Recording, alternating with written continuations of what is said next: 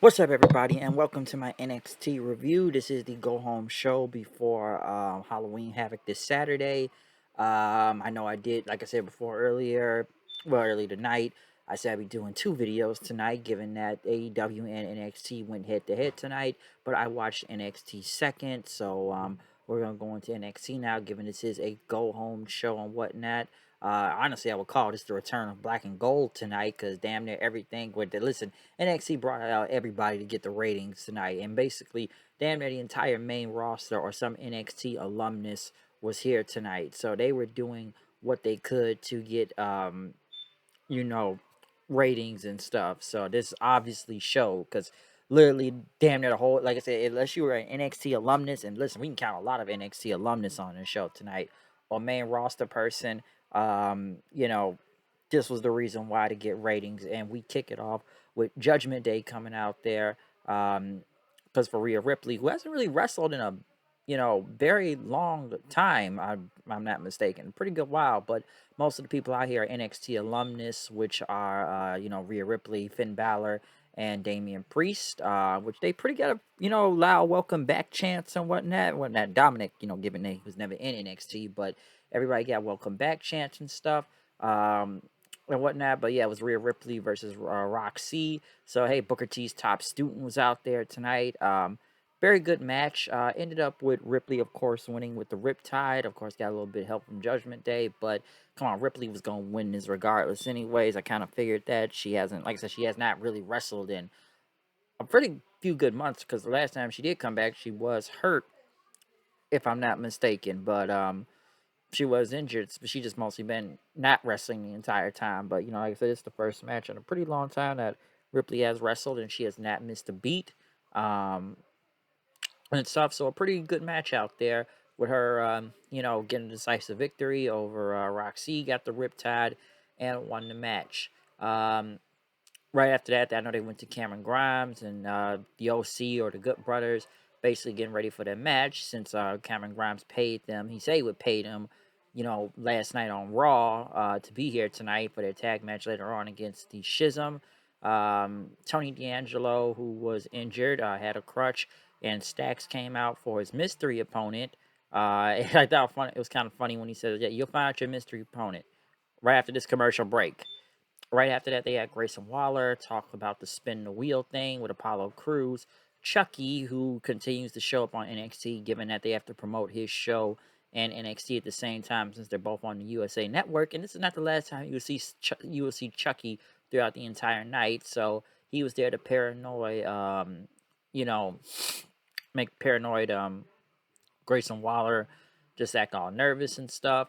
Right after that, we did find out Stack's opponent, which was Shinsuke Nakamura. We haven't seen it, like, once again, an NXT alumnus. Black, like I said, it was black and gold night for NXT right here. Literally black and gold night.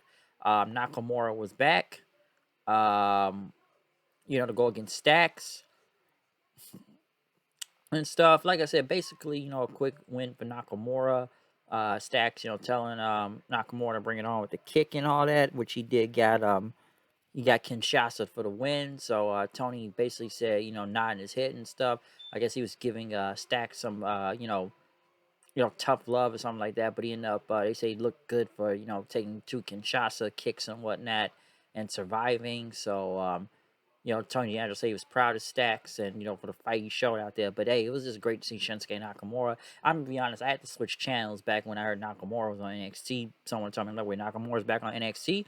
Okay, let me turn in. This sounds a little bit more important. So, hey, he was back there and he won the match. Nathan Frazier and Axion were talking about their match last week. Von Wagner showed up calling him a soccer boy. Alba Fire went against Sonya Deville, which, hey, Deville's back after they had Liv Morgan kill her on SmackDown. Alba Fire ended up rolling up Sonya for the win. Right after that, Toxic Attraction, Sonya started beating up Alba Fire and grabbed a baseball bat. Mandy Rose finally returned after she was quote unquote kidnapped and whatnot. What didn't get? I mean, they said Mandy Rose been going through personal problems, anyways. If you look online, but that's why they had her quote unquote kidnapped a few weeks ago. But she said she was back. She's gonna be more ruthless and take out Alba Fire. Alba Fire fought off everybody and had her baseball bat up to Mandy and was, saying, no, Saturday is everybody backed off there, and she held the title up. Hopefully Alba Fire wins, but we'll see what happens there. Wesley, Dez, and Oral Mensa were getting ready for the match. Next thing you know, Carmelo and Trick show up and attack, which they fought to the crowd, through the crowd, to the ring in for their match. Pretty much for another quick match here. Melo got his you know, what was it, like the scissors kick off the top rope onto Dez, winning the match. Next thing you know, Wagner shows up and Frazier shows up. Everybody's doing dives outside the ring then and stuff. Everybody start chanting "Holy shit!" Then, right after that, Braun Breaker talked about Kevin Owens. I didn't even know Kevin Owens was gonna be on this show tonight. Kevin Owens, he says he's a big fan of Kevin Owens' show since the beginning. Some would say, well, so you was in high school when you was watching Kevin Owens. So a lot of people pointing that out. But yeah, Kevin Owens is gonna be here. Right after that, Cameron Grimes and the Good Brothers, OC, whatever, went against the Schism. Pretty good 6-man tag, I'll say that. So like I said, everybody from the main roster is here. They end up hitting the Magic Killer for the win. Basically, still wanting Grimes to pay them and stuff. But like I said, pretty good match for the OC out there. Still really question how Carl Anderson's going to be in 2 places at once on November the 5th, but I've already explained enough of that last night. Veer talked about what he said to Sangha. It was only meant for his brother Sangha. Sangha told Veer he's ready to listen, so I guess Ender Sheer may be coming back soon. Right after that, they went to a sit-down interview with Julius Creed and Damon Kemp, basically talking about the ambulance match coming up. Julius talked about, all the stuff Damon has done to Diamond Mine, and that Damon just whines and stuff. You're not, everything that and stuff. Kemp said, "Yeah, you're a world class athlete and NXT Tag Team Champion, but you're a loser. You're jealous of me." Julius said, "Listen, man, you're just a clout chaser, okay? This isn't an MMA or a wrestling match. This is an ambulance match, all right?" And Kemp says, "I'm gonna hit you in the back 10 times and stuff." Julius said, "Listen, man, I'm better than you. I outperformed you in college. You can even make it in high school. You're just a high school athlete. You're not even the best in your own family." Talking about his brother Gable Stevenson, but hey, Kemp's doing better than his brother right now. But Kemp says, "I'm just gonna prove you wrong. And when I put you in an ambulance and lock those doors behind, I'm not gonna feel any sympathy or remorse. And your brother will be in the unemployment line after Saturday." So good promos right there. Didn't mind that. Next, they also announced the host for Halloween Havoc, which is Shotzi Blackheart. Shotzi Blackheart has not hosted Halloween Havoc since 2020. This is her second go around with it. Fans chant "Welcome home," which was a great choice to have her host Halloween Havoc again. She just fits the mold of Halloween Havoc. And basically she went on to say, she loved hosting it, and now she's back, and she just needs one more piece of her costume when her and Raquel beat Damage Control for those tag team titles and stuff. And we're gonna go into Halloween Havoc with gold on them. She heard a howl thing. Zion Quinn basically showed up then, saying, I'm a box office on the X Factor for Halloween Havoc, that he should be the co-host.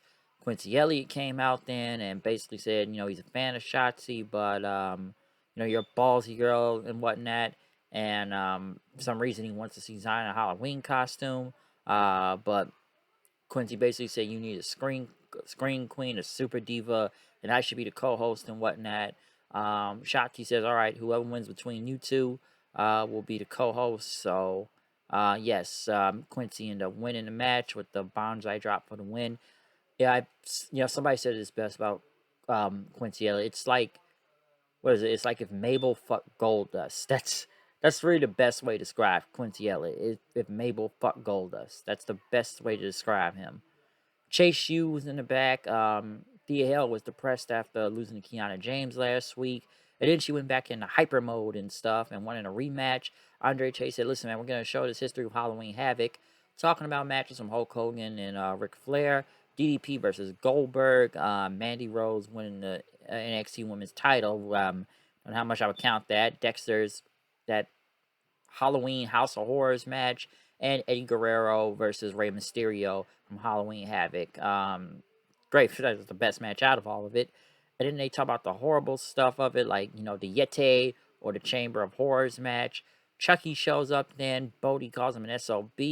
Then Chucky just ends up cursing him out and stuff, which DL said, what the fuck?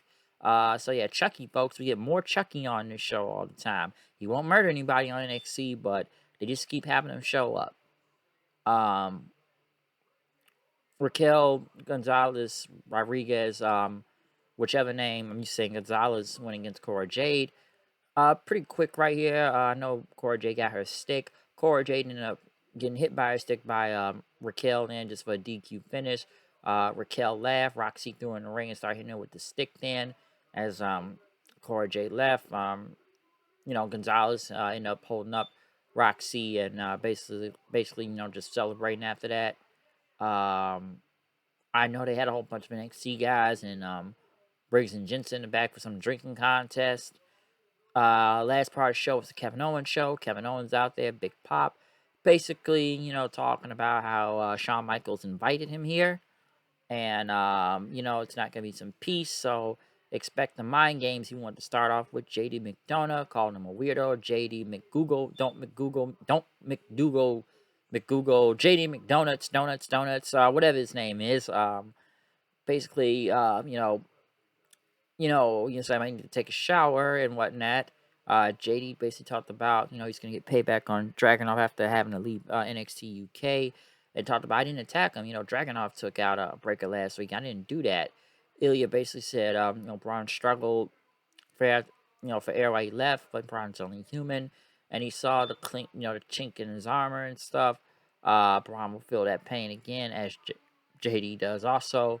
Braun talked about how, he feels silly about having to relinquish the title.